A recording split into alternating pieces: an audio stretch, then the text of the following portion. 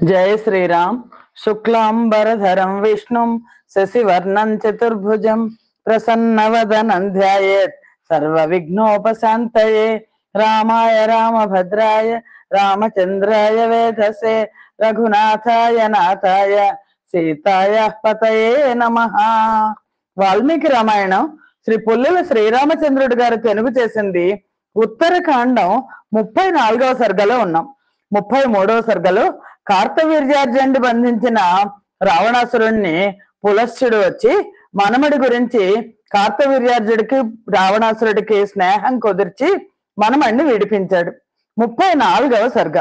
అలా విడిపించిన తర్వాత రావణాసురుడికి అహం ఇంకా పెరిగిపోయింది. ఎందుకంటే రావణాసురుడిని ఓడించిన కార్తవీర్యార్జునుడు రావణాసురుడికి స్నేహితుడు అయ్యాడు. ఇప్పుడు అంటే ఇంకా తన బలం ఇంకా పెరిగింది అని అనుకున్నాడు రావణాసురుడు. మూర్ఖులు అలాగే అనుకుంటారు కదా. అలా కార్తవీర్యార్జును చేత విడవబడిన రాక్షస ప్రభు అయిన రావణుడు నిర్భయంగా చేయబడి దిగులు లేకుండా భూమి అంతా కూడా సంచరించాడు. దృప్తుడైన రావణుడు రాక్షసుడైన మనుషుడైన ఎవడు గొప్ప బలం గలవాడు అని వింటాడో అతని దగ్గరికి వెళ్ళి యుద్ధానికి రండి, నాతో యుద్ధం చేయండి, లేదా ఓడిపోయాన్ని ఒప్పుకోండి అని యుద్ధానికి పిలుస్తుండేవాడు. ఒకరోజు రావణాసురుడు వాలి పాలిస్తున్న కిష్కింధ నగరానికి వెళ్ళాడు. అక్కడ బంగారు మాల ధరించి వాలిని యుద్ధానికి పిలిచాడు. అప్పుడు యుద్ధం కావాలని కోరికతో వచ్చిన ఈ రావణాసురుడితో వాలి మంత్రి తార తండ్రి సమర్థుడు అయిన తారుడు అనే వానరుడు ఇలా పలికాడు, ఓ రాక్షసరాజా, నిన్ను ఎదిరించగల వాలి బయటికి వెళ్ళాడు. ఇప్పుడు నీ ఎదుట నిలవగలిగిన మరొక వానరుడు ఎవరూ లేరు. నువ్వు కాసేపు ఆగు రావణ. వాలి 4 సముద్రాల్లోనూ సంధ్యావందనం పూర్తి చేసుకుని ఆ ముహూర్త కాలంలో వచ్చేస్తాడు. ముహూర్త కాలం నువ్వు నిలబడు. ఇక్కడ పడి ఉన్న ఇదిగో శంఖంలా ఉన్న ఈ తెల్లగా ఉన్న ఎముకల గుట్ట చూసావు కదా, అవి యుద్ధం కావాలి అని ఎవరైతే వచ్చి వాలిని అడిగారో ఆ వాలి చేత మరణించిన వాళ్ళు ఎముకలవి. ఓ రాక్షసుడైన రావణ, నువ్వు అమృతరసం తాగి ఉన్నా కూడా నువ్వు వాలిని సమీపిస్తే నీ జీవితం అంతటితో ఆఖరైపోతుంది. రావణ, ఇప్పుడు జగదాశ్చర్యకరుడైన ఈ వాలిని చూడు, ఒక ముహూర్తం ఆగు. ఇటుపై నీకు తర్వాత ముహూర్త కాలం కూడా ఉండదు. ఎందుకంటే వాళ్ళతో యుద్ధం కోరితే నువ్వు మరణిస్తావు. చిత్రమైన ఈ జగత్తును చూస్తూ కాసేపైనా ఆనందించు. మరణం నీకు వాళ్ళు వచ్చేదాకా ఆ సమయం ఉంది అని తారుడు అంటే వాలికి మామగారు అతను చెప్పాడు. ఇంకా చెప్తున్నాడు, వాలితో యుద్ధానికి తలపడితే నీకు ఇంకా అవకాశం దొరకదు. లేదా నీకు ఇప్పుడే మరణించాలి అని ఉందనుకో, నేను ఎదురు చూడలేను, నేను కాసేపు ఆగలేను అనుకున్నావు అనుకో, దక్షిణ సముద్రం దగ్గరికి వెళ్ళు.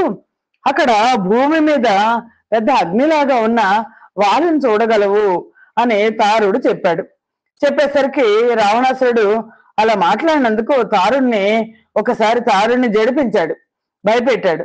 భయపెట్టి పుష్పక విమానం ఎక్కి దక్షిణ సముద్రం దగ్గరికి వెళ్ళాడు. రావణుడు అక్కడ సంధ్యాపాసన చేస్తున్న వాలిని చూశాడు. ఈ వాలి ఎలా ఉన్నాడంటే మేరు పర్వతం లాగా ఉన్నట్టు. అతని ముఖం లేత సూర్యుని వలె ఉంది. కాటుక వంటి చర్యలు చేయగల రావణుడు పుష్పక విమానం నుండి దిగి వాలిని పట్టుకోవడానికి అడుగులు చప్పుడు కాకుండా వెనక్క వెళ్ళాడు, శీఘ్రంగా వెళ్ళాడు. అప్పుడు వాలి కూడా రావణుడిని చూశాడు, దైవవశం చేత చూశాడు. కానీ దాని గురించి రావణుడి యొక్క చెడ్డ అభిప్రాయం తెలుసు కదా, తెలిసినా కానీ వాలి ఏమీ కంగారు పడలేదు.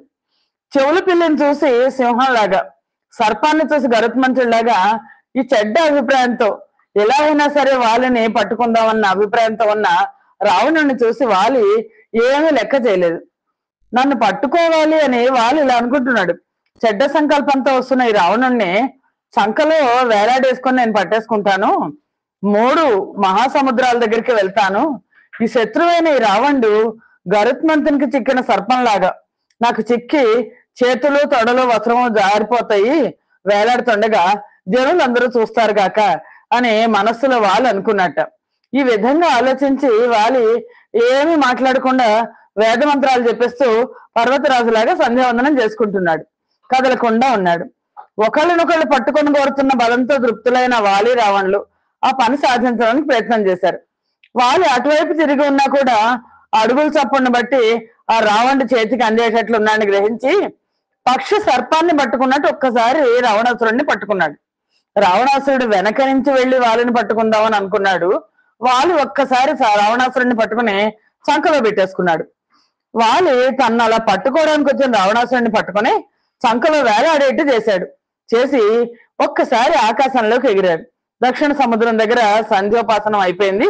మాటి మాటికి గోడతో గీకుతున్నాడు, బాధిస్తున్నాడు రావణుడు. ఈ రావణుణ్ణి వాలి వాయువు మేఘాన్ని అపహరించినట్లు ఎత్తుకొని వెళ్ళిపోయాడు. వాలి రావణుడిని అపహరించుకొని పోవడం చూసి అతని మంత్రులు రాక్షసులు అతన్ని విడిపించడానికి అరుస్తూ వాలిని వెంబడించారు. రావణాసురుడు వెనకాల రాక్షసులు ఉంటారు కదా, వాళ్ళందరూ వాలిని వెంబడించారు. రాక్షసులు వెంబడిస్తుంటే ఆకాశ మధ్యంలో ఆ వాలి మేఘాల చేత వెంబడించబడిన సూర్యుడిలాగా ప్రకాశించట. ఆ రాక్షస శ్రేష్ఠులు వాలిని చేరదాలక వాలి అంత శీఘ్రంగా వాళ్ళు వెళ్ళలేకపోయారు. అతని బాహువులు తొడల వేగం చేత అలసిపోయిన వాళ్ళే ఆగిపోయారు. చివరికి రావణాసురుడి మంత్రులు కూడా వాళ్ళు ఆగిపోయారు. వాలి అలా వెళ్ళిపోతున్నాడు ఆకాశంలో. వాళ్ళు వెళ్తుంటే అతని మార్గ మధ్యంలో పెద్ద పెద్ద పర్వతాలు కూడా తప్పుకున్నాయి. అంటే పర్వతాల మించి ఎగురుకుంటూ వెళ్ళిపోతున్నాడు. మాంస శోణితంలో ఉన్న ప్రాణాలపై తీపి ఉన్న మాట చెప్పాలా, అందరూ అడ్డం వాలి వస్తున్నాడంటే అడ్డం తొలుగుతున్నారు. గొప్ప వేగం గల వాలి సంధ్యాకాలంలో పక్షులు ఎగరని సముద్రాలు అన్నిటినీ వరుసగా చూసి నమస్కరించాడు. అంటే ప్రతి సముద్రం దగ్గరికి వెళ్ళడం, అక్కడ మునగడం, ఈ రావణాసురుడు కూడా వాళ్ళతో పాటు మునుగుతాడు, అక్కడ సంధ్యోపాసన చేసుకోవడం, అలా అన్నిటినీ వరుసగా చూసి నమస్కరించాడు. దేవతల చేత పూజించబడుతూ రావణ సహితుడై దక్షిణ సముద్రం నుంచి పశ్చిమ సముద్రం దగ్గరికి చేరాడు. ఆ సముద్రంలో స్నానం చేసి సంధ్యోపాసన చేసి జపించి రావణాన్ని మోసుకుంటూ ఉత్తర సముద్రానికి వెళ్ళాడు. ఆ విధంగా శత్రువుతో కూడా ఎగురుతూ ఎన్నో వేల యోజనాల దూరం వాయువులాగా మనస్సులాగా వెళ్ళాడు వాలి. వాలి చేతుల్లో సంకలో ఇరుక్కుపోయి గిలగిలాడిపోతున్నాడు రావణాసురుడు. వాలి ఉత్తర సముద్రంలో సంధ్యోపాసనం చేసి రావణాన్ని మోసుకుంటూ తూర్పు సముద్రానికి వెళ్ళాడు. అక్కడ కూడా సంధ్యోపాసన చేసి మళ్ళా రావణుని తీసుకుని కిష్కింధ దగ్గరికి వచ్చాడు. ఇలాగా 4 సముద్రాల దగ్గర 4 సముద్రాల మధ్య ఉన్న భూమిని దాటి 4 సముద్రాల్లోనూ ఈ రావణాసుడితో సహా సముద్రంలో మునిగి పైకి లేచి సంధ్యోపాసన చేసుకున్నాడు సంకలో పెట్టుకుని. రావణాన్ని మోయడం వల్ల అలసి కిష్కింధ దగ్గర ఉద్యానవనం దగ్గర దిగాడు. దిగి వాలి రావణుణ్ణి తన సంఖ నుంచి కింద పడేశాడు. పడేసి నవ్వుతూ, ఇదేంటి, నువ్వెక్కడి నుంచి వచ్చావు అని అడిగాడు. రావణుడు చాలా ఆశ్చర్యపడుతూ అలసట చెందాడు. కదిలిపోతున్న చూపులతో వాలితో ఇలా అన్నాడు, మహేంద్రుని లాంటి వానరేంద్ర, నేను రాక్షసరాజునైన రావణుడను. నువ్వెవడు, ఇదేంటి నువ్వు నా సంఖ్యలోకి వచ్చావు అన్నట్టు మాట్లాడాడు. యుద్ధం కొరకై ఇక్కడికి వచ్చాను, అలాంటి నన్ను నువ్వు ఈ విధంగా పీడించావు. నువ్వు నన్ను పశువులాగా పట్టుకుని 4 సముద్రాలు తిప్పించావు. ఏం బలం, ఏం పరాక్రమం, ఏం గాంభీర్యం వీరుడా! ఈ విధంగా అలసట లేకుండా నన్ను కూడా మోస్తూ మరొక ఏ వీరుడు శీఘ్రంగా మహాసముద్రాలకు వెళ్ళగలడు? ఓ వానరాజా, ఇట్టి గమనము, మనస్సు, వాయువు గరుత్మంతుడు అనే 3 భూతాలకు నీకు మాత్రమే ఉంది. ఇంత వేగం ఎవరికి ఉందంటే మనస్సుకు ఉందిట, వాయువుకు ఉంది, గరుత్మంతుడికి ఉంది, 4వది వాలికి ఉంది. సంశయం లేదు. ఓ వానర శ్రేష్ఠ, నీ బలం ఎంతటిదో నాకు ఇప్పుడు తెలిసింది. నీతో చిరకాలం అగ్నిసాక్షికంగా స్నేహం చేద్దామని నేను కోరుకుంటున్నాను. వానరాజా, భార్యలు, పుత్రులు, పురము, రాష్ట్రము, భోగములు, ఆచ్ఛాదనములు, భోజనము అన్ని కూడా మన ఇద్దరికి కలిసి ఉండగలవు అని ఎంత పెద్ద భరోసా ఇచ్చేశాడు వాలికి. నువ్వు నా స్నేహితుడివి, నాతో స్నేహం చేసుకో, నా లంకా రాజ్యం నీదే అని. అంటే పిమ్మట వాలి రావణులు అగ్నిని రగిల్చి పరస్పరం కౌగలించుకున్నారు. భ్రాతృత్వాన్ని అంటే సోదర స్నేహం చేసుకున్నారు. పరస్పరం చేతులు కలిపి సంతోషిస్తూ 2 సింహాలు పర్వత గుహలో ప్రవేశించినట్లు కిష్కింధలోకి ప్రవేశించారు. రావణుడు అక్కడ సుగ్రీవుడు ఉన్నాడు కదా, అలాగా సుగ్రీవుడు ఎలా అయితే వాళ్ళ దగ్గర ఉంటాడో అలాగా 1 నెల రోజులు ఉన్నాడు రావణుడు. అంతలో 3 లోకాలను పీడించాలని మళ్ళా కోరిక గల అమాత్యులు వెతుక్కుంటూ వచ్చారు రావణుడు గురించి. అతన్ని తీసుకొని వెళ్ళిపోయారు. రామా, అగస్త్య మహర్షి చెప్తున్నారు, రామ, పూర్వం ఈ విధంగా జరిగింది. వాలి రావణుణ్ణి అవమానించి తర్వాత అగ్నిసాక్షికంగా అతనితో మైత్రి చేసుకున్నాడు. రామ, ఈ విధంగా వాలి బలం చాలా గొప్పదిగా, సాటి లేనిదిగా ఉండేది. అతనిని కూడా నువ్వేం చేసావు, వాలిని మిడతను మార్చేసినట్లు మార్చేసావు కదా. అంటే రావణాసురుడిని వాలి చాలా ఓడిస్తే వాలిని శ్రీరామచంద్రమూర్తి చంపేశారు. అంటే ఎవరు గొప్ప అన్నది నువ్వే అందరిలోకి గొప్పవాడివి అని అగస్త్య మహర్షి చెప్పకుండా శ్రీరామచంద్రమూర్తితో చెప్తున్నారు. శ్రీరామచంద్రమూర్తికి అన్నీ తెలుసు, కానీ అడుగుతున్నారు మిగిలిన వాళ్ళకి తెలియడం కోసం.